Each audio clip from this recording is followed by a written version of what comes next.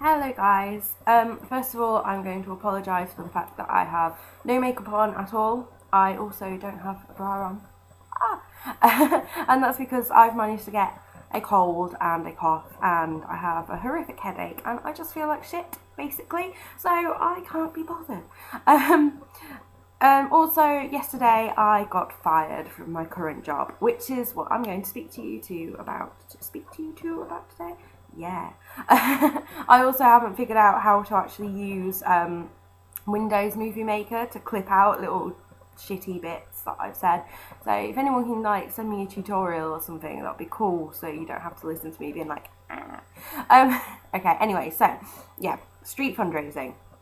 For those who don't know what street fundraising is, it's basically, we go to different sites and like busy shopping streets in different towns, and we engage with members of the public, talk to them about a charity, and then try and get contact details or direct debit details out of them.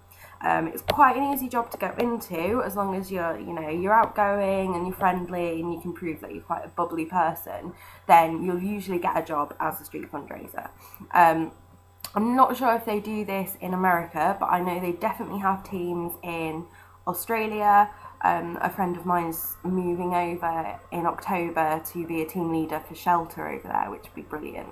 Also, all across Europe, I've got friends that I've worked in Italy, Spain, France, Holland, Turkey, So it's something that's accessible for pretty much anyone who's watching my video, if you do want to do it after I've spoken about it.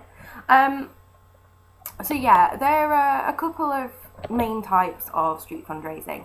I've done prospecting, which is just getting people's names, addresses, email and telephone number, and then they go away, they research the charity a bit more, and then someone else in a call centre will ring them and then try and get them to donate to the charity. And I've also done direct debiting, where you get people to sign up to make regular direct debit donations there and then on the street.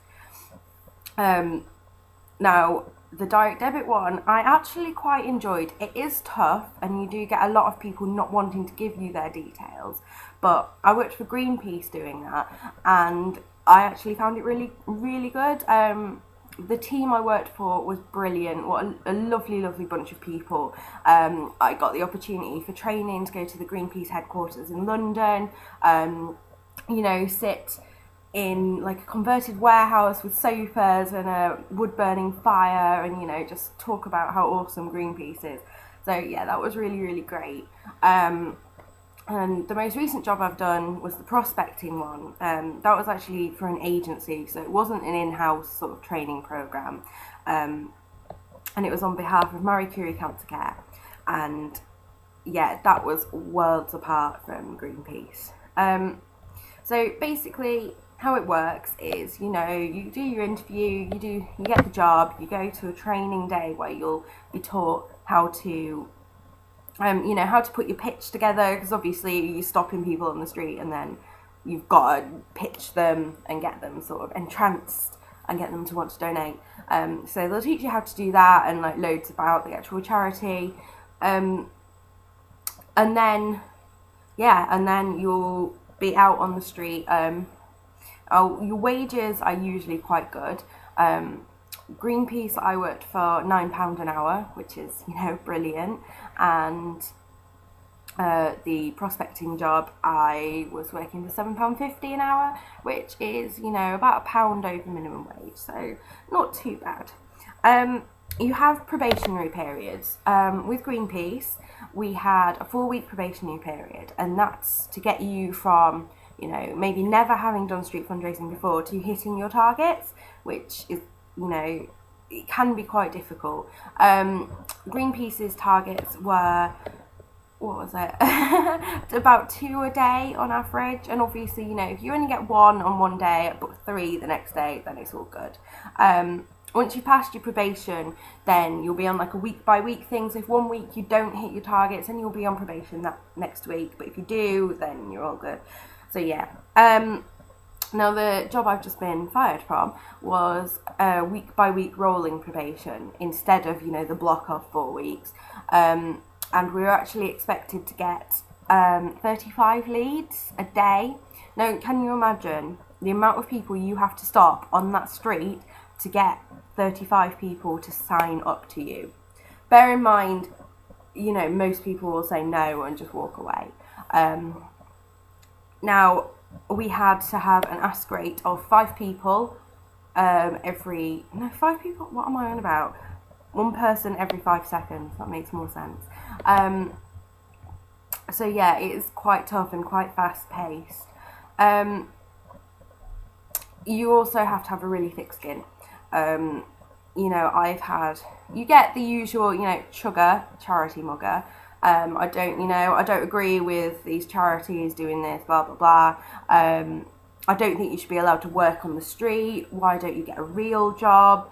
All that sort of stuff. You know, you get told to fuck off quite a lot.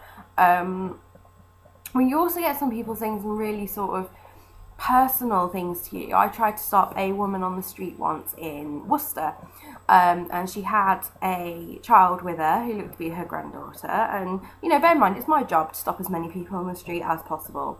So, you know, I said, excuse me, can I stop you for a minute? And she turned around and told me, and she shouted at me and was like, can you not see I've got a 4-year-old with me? I was just like, well, yeah. And it was like, and do you think it's appropriate to stop children on the street, blah, blah, blah. No, I was like, well, you know, I didn't really know what to say. And she asked me if I had children. And I said, well, my boyfriend's got a 4-year-old. And she was like, and would you make her stop on the street? And I was like, well, yeah, if I was interested in it. And she basically carried on shouting at me, made out that I wasn't fit to be a parent because I would make Ian's daughter stop on the street for about 5 minutes. But then she proceeded to drag this poor child into House of Fraser, which, you know, is a big shopping department, like a high class, middle class, I don't know, whatever. It's a bit of a posh shopping department store, and, you know, the 4-year-old wouldn't have enjoyed that either. So yeah, but that really, really upset me, actually. So you have to be prepared for things like that. With Greenpeace, we actually had such a good support network with our team leader and the other people on the team that if, you know, someone upset you, you could just go to your team leader and, you know, they'd give you a hug and be like, oh, it's okay, just remember this, blah, blah, blah. Like the mental taser. If someone's horrible to you and they're walking away, just imagine tasering them and it makes you feel better. But with the prospecting job I've just done, we didn't have that. We didn't have a set team leader. Our team leader would change every single day pretty much. Like there would be like 4 team leaders, but you don't know who you're going to end up with, so you didn't really get to know them, and they didn't really bother to ask anything personal about you. They didn't really care, which I found quite tough, because when you're in such a stressful environment, you know, you need to get on with your colleagues. So yeah, it is tough. It is a tough job. And then what I experienced yesterday was I had been off work with a bad back for a week and a half.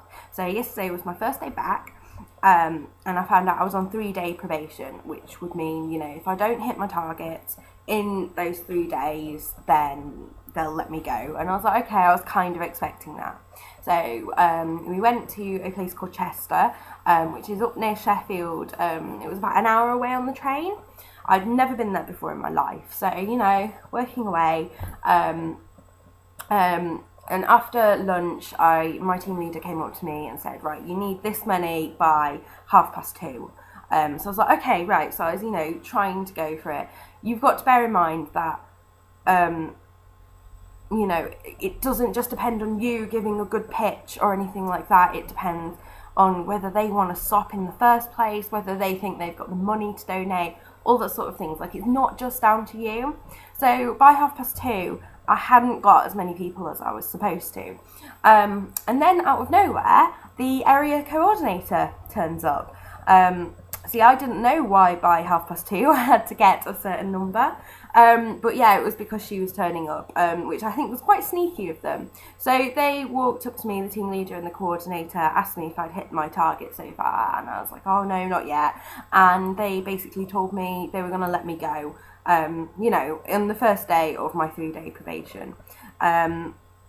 and they took my uniform off of me, my ID, and then I had to find my way on my own to a train station in a town that I'd never been to before, having just got fired, and make my own way home, which was horrible. And I honestly don't think that's the way you should treat employees, but that's what it is like in the fundraising business.